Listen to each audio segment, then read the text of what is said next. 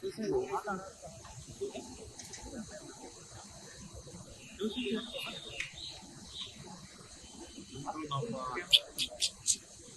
ಇಬ್ಬರು ಮಂತ್ರಿಗಳನ್ನ ಭೇಟಿ ಮಾಡುವಂತ ಕಾರ್ಯಕ್ರಮ ಇಟ್ಕೊಂಡು ನನ್ನದೇ ನಮ್ಮ ಲೀಗಲ್ ಟೀಮ್ ಚರ್ಚೆ ಮಾಡೋದು. ಈಗ ಯಾದವ್ ಅವ್ರನ್ನ ಭೇಟಿ ಮಾಡಿದ್ದೀನಿ, ಗವರ್ಮೆಂಟ್ ಅವ್ರಿಗೆ ನಾನು ರಿಕ್ವೆಸ್ಟ್ ಮಾಡಿದ್ದೀನಿ. ಅವರು ಕನ್ವಿನ್ಸ್ ಆಗಿದ್ದಾರೆ. ಎತ್ತಿನೊಳೆ ಪ್ರಾಜೆಕ್ಟ್ ಕಾಂಟ್ರಾಕ್ಟಿವ್ ಲ್ಯಾಂಡ್ ಸೆಕ್ಷನ್ಸ್ ರೈಸ್ ಮಾಡಿದ್ರು ಕೂಡ ಹೇಳಿದ್ದೀವಿ. ಸೊ ಕ್ಲಿಯರ್ ಮಾಡ್ಕೊಡ್ತೀವಿ ಅಂತ ಆಶ್ವಾಸನೆ. ಕಲ್ಸಾ ಬಂಡೂರಿ ಮಾಲಾಯಿ ಏನು ವಿಚಾರ ಇದೆ ಅದು ಅವರು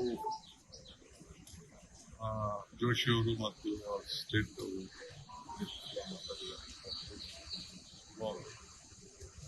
ನಾನು ಮಾತಾಡಕ್ಕೆ ಸಾಯಂಕಾಲ ಭೇಟಿ ಮಾಡ್ಬೋದು. ಬಟ್ ಅಲ್ಲೂ ಕೂಡ ಒಂದು ಸೊಲ್ಯೂಷನ್ ಅವರೇ ಕೊಡ್ಬೋದು.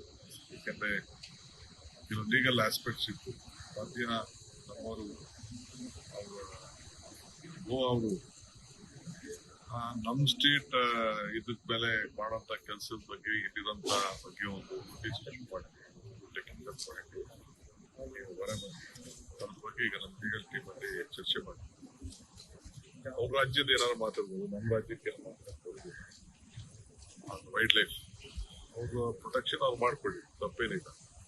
ನಮ್ಮ ರಾಜ್ಯಕ್ಕೆ ಮಾಡಕ್ಕೆ ಈಗಾಗಲೇ ಅದು ಅಲ್ಲೇ ತೀರ್ಮಾನ ಬಂದ್ಬಿಟ್ಟಿದೆ. ತೀರ್ಪು ಬಂದಿದೆ. ತೀರ್ಪು ಬಂದಿರೋದನ್ನ ನಾವು ಟೆಂಡರ್ ಕರೆದಿದ್ದೀವಿ, ಕೆಲಸ ಕೂಡ ಮಾಡ್ಬೇಕಾಗಿದೆ. ಸೊ ಅದಕ್ಕೆ ಸರ್ಕಾರ, ಕೇಂದ್ರ ಸರ್ಕಾರ ಬುಧವಾರದ ತೀರ್ಮಾನ ಮಾಡ್ಬೇಕಾಗಿದೆ. ಸೊ ನಾನಿವತ್ತು ಸಾಯಂಕಾಲ ಪ್ರಹ್ಲಾದ್ ಜೋಶಿ ಅವ್ರಿಗೂ ಆ ಭಾಗದ ಕೇಂದ್ರ ಸಚಿವರು ಕೂಡ ನಾನು ತಿಳಿಸ್ತೀನಿ. ಅದಾದ್ಮೇಲೆ ಲೀಗಲಿ ನಾವೇನ್ ಮಾಡ್ಬೋದು.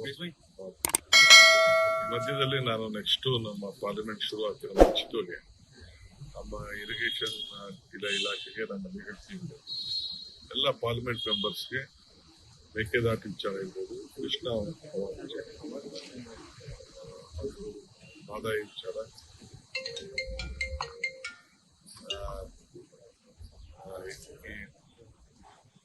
ಆಂಧ್ರ ಪ್ರದೇಶದಿಂದ ಏನು ನಮಗೆ ತುಂಗಾ ವಿಚಾರ, ಇವೆಲ್ಲ ಕೂಡ ಅಪ್ರೈಸ್ ಮಾಡಲಿಕ್ಕೆ ಅವರು ನಮಗೆ ಸಹಕಾರ ಕೊಡಬೇಕು ಅಂತೇಳಿ ಅವರು ನಾನೇ ಬಂದು ಇಲ್ಲಿ ಒಂದು ಸಪ್ರೇಟ್ ಮೀಟಿಂಗ್ ಮಾಡಿ ಅವರು ಗಮನಕ್ಕೆ ಬಂದು ಅವರು ಕೆಲ ಒಕ್ಕರದಿಂದ ನಾವು ಏನು ಕೇಂದ್ರ ಸರ್ಕಾರದ ಮೇಲೆ ಒತ್ತಾಯ ಮಾಡ್ತೀವಿ, ರಾಜ್ಯದ ಹಿತ ಕಾಪಾಡ್ತೀವಿ, ಅದನ್ನು ಕೂಡ ಅವರ ಗಮನಕ್ಕೆ ತರುವಂತ ಕಾರ್ಯಕ್ರಮ. ಲೇಟೆಸ್ಟ್ ಹಾಗೂ ಇಂಟ್ರೆಸ್ಟಿಂಗ್ ಸುದ್ದಿಗಳಿಗಾಗಿ ಬಾಸ್ ಟಿವಿ ಕನ್ನಡ ಚಾನೆಲ್ನ ಸಬ್ಸ್ಕ್ರೈಬ್ ಮಾಡಿ. ಹಾಗೆಯೇ ಬೆಲ್ ಐಕಾನ್ ಪ್ರೆಸ್ ಮಾಡಿ. ಇದರ ಜೊತೆಗೆ ಫೇಸ್ಬುಕ್, ಇನ್ಸ್ಟಾಗ್ರಾಮ್, ಎಕ್ಸ್ ನಲ್ಲೂ ಮಿಸ್ ಮಾಡದೆ ಫಾಲೋ ಮಾಡಿ.